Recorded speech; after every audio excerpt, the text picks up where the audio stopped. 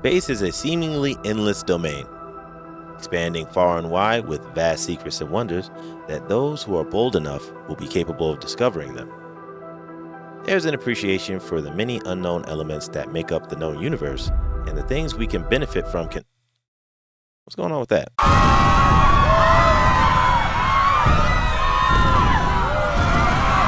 Oh boy, it's always a meteor.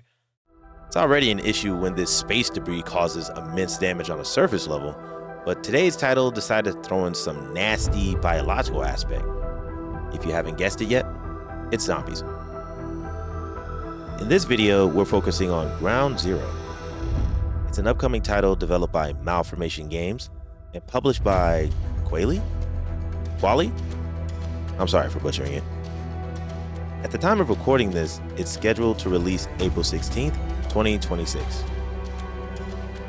From your first glance, you can recognize the direct homage of classic Resident Evil games that the devs created with this title. It was a hook for me because I appreciate modern games with a retro style, and I've played enough classic Resident Evil. While I was making this review, I went down a bit of a rabbit hole for the concept of meteorites and zombies in media, and wow!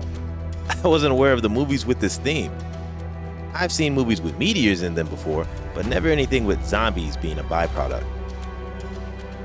Can't say I'm surprised it exists, but how it flew under the radar for me is something else. Now I found some projects that look super entertaining. Anyway, back to the game.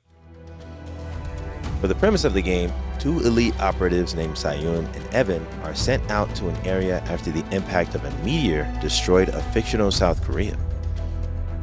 On a mission of intelligence gathering, the secrets lurking in the shadows will prove to be harrowing.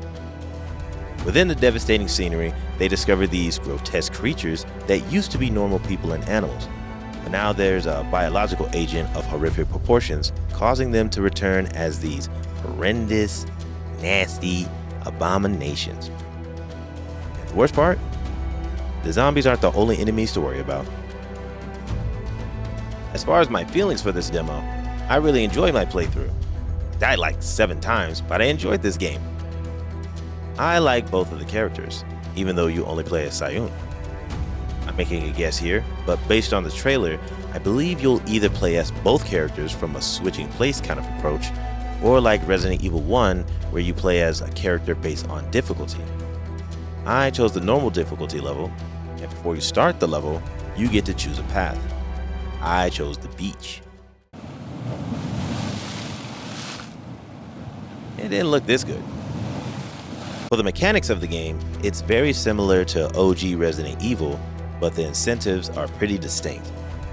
You have the typical choice of weapons, and along with the power output of each of them, there's a reward for maintaining minimal damage on fallen enemies in the form of genome points, which is the currency used to get items and upgrades.